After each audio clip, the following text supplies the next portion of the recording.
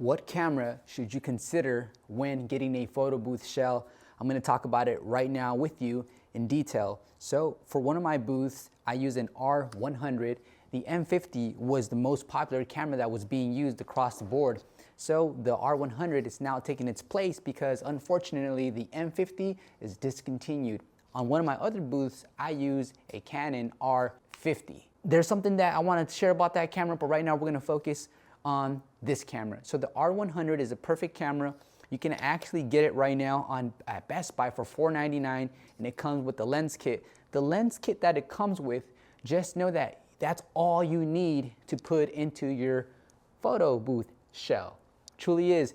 And so the way I combat the battery is I don't use the regular standard battery it comes with when it comes to the DSLR photo booth production, and I'm at an event for over 2 hours. Okay, so this is what I'm doing instead. Instead, you want to go over to Amazon and get yourself a dummy battery. Dummy battery looks like this. It looks just like the battery.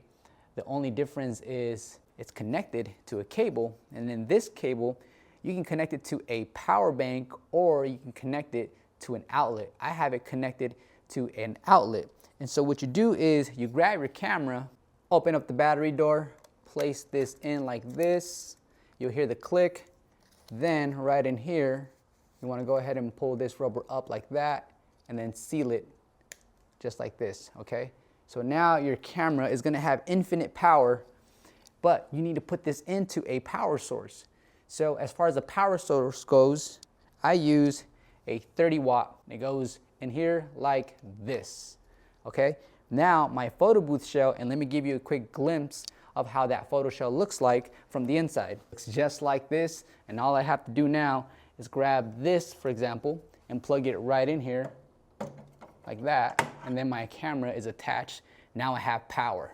Sweet, cool. I absolutely love the Canon R100, and I coupled it with a lens that's 24 to 50. 24 to 50, and I usually have it at 24 millimeters. And so this works out perfectly just for me. But like I said, if you guys are on a budget, just know that you guys can pick up an R100 at Best Buy. The making of this video was going for $4.99, and that included the actual lens kit. So you're pretty much almost good to go, except that I highly recommend you guys get this dummy battery. Links in the description to make your life easier. And so let's move on to the next step. How are we going to get the camera R100 to communicate with the iPad? That is a great question. Let's take a USB data cable like the one I have here. This one's an original one from Apple. And then you want to go over to your camera, and right here on the side, as you guys will see, there is an outlet right there. So what do we do with this one? What do we do with this one right here? I'm going to show you exactly what we do with the other end so that the camera can communicate with the iPad. If you guys are enjoying this video, hit the like button because I'm about to show you some more stuff right now. So the first thing I'm going to do is I'm going to mount the camera onto this mountain right here by taking this inlet right here, as you guys can see, and connecting it to this right here. And it'll just go something like this. Make sure I can see it. There it goes. Now I just have to tighten it. Now it's not gonna get easier than this, and it is set. Okay, camera's in there now. It's secure. If you guys want to go ahead and grab a quarter, nickel, or a dime, you guys can make it even tighter. Cool. Now we have 2 cables coming out of the camera. Remember guys, we're gonna need power, and we're also gonna need the camera to communicate with the iPad. So what I'm gonna do is I'm gonna grab the power that's going to the dummy battery of the camera, and then from there I'm gonna go ahead and grab this power bank right here. Not a power bank, but this what do you call it? I forgot. The power adapter. And I'm gonna go ahead and connect it just like this, and then I can choose out of these 4 where I want it. Let's say for example I want it right down here. I can do that, push it in, and now the camera has power. Now earlier when I was introducing you guys to this hub, I was showing you guys that it had multiple outlets for a Type-C. Right now, this is actually being powered by this. This is connected to the Type-C that's already integrated into the booth. So I'm already having power here, which means that since the iPad's connected to it as well, the iPad is being charged right now. So all I have to do now is grab the cable. This is going to be the data cable coming from the camera, and I'm going to go ahead and connect it to the hub on one of the Type-Cs like this. Now the camera and the iPad are communicating with one another.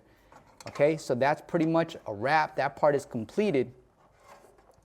And so here, I can turn this on now, and this is what I meant by I'll be able to have total visual of if I open up the door, right, and then I just grab this and change it and then close the door. I don't have to go in here in this tight spot and try to figure it out, because remember, this is facing this way, or it's going to be facing this way. In here, you won't be able to see it.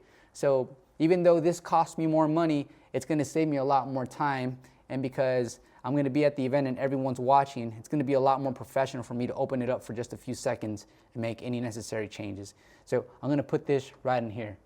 Next thing I'm going to do is I'm going to turn on the camera, and you guys can see that there's actually power going to the camera. Now when the camera shows this little icon, that means that it's actually communicating with the iPad. So it's asking me to open up the lens so that it can activate the view, and I'm going to go ahead and do that right now to activate the lens.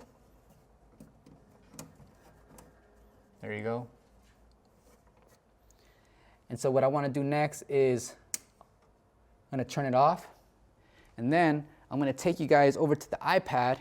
I'm going to go to refresh, then I'm going to go to configure camera, and the R100 is not showing. There's no R100 right here. So I'm going to go around the iPad, and then I'm going to go ahead and turn on the R100, and I want you guys to see how it's going to populate on the screen right now. Okay, let's go ahead and do that. Okay, I'm turning on the R100 now. It's turned on. Right there is what we want. So we'll go ahead and select the R100, start photo booth, and then if you guys have a funny looking screen, here, let me go ahead and bring this back to view here. Right here, guys, in these arrows, just change it up. Check this out until it's perfect. There it is. Wait, this is right? No, it's not right. There we go. Now we're set to go. And then if we come over to image, we can select our ISO, our aperture, our shutter speed, our composition, numerous things. Right now I have it at 1/64 on the flash power, and we can actually take a photo just so that you guys can see that everything's synchronized and working together. Let me go ahead and take a photo here. We're going to take a still photo. And I'm just going to, oh, you see how this is a little low? What I have to do is have to grab the camera, right? And I have to drop it, angle it down. So I'm going to go around here, and I'm going to show you how that's done. I'm glad we're making this video together because we're learning a whole lot as we go. So in order to do that, all we really need to do, guys, is loosen this up a little bit and tilt the camera down. There you go. Okay, now the camera's tilted down. Let's go ahead and go back to where we were.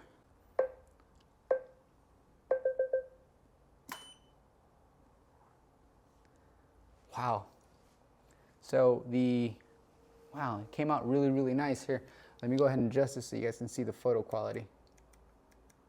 So the reason I gave you guys this breakdown is because if you have an existing photo booth shell and you're having a hard time, I hope this helps. If you guys are finally ready to buy Mr. Professional, this amazing booth that is extremely versatile, it's light, and it's gonna grow old with you, because remember, guys, all you truly need, right, is your iPad. If you have an existing iPad, when you're ordering, just let me know exactly what iPad you own. You don't have to have an iPad 12.9 Pro this big. It's gonna cost you $1,200. And if you have one already, well, perfect, we can make it work.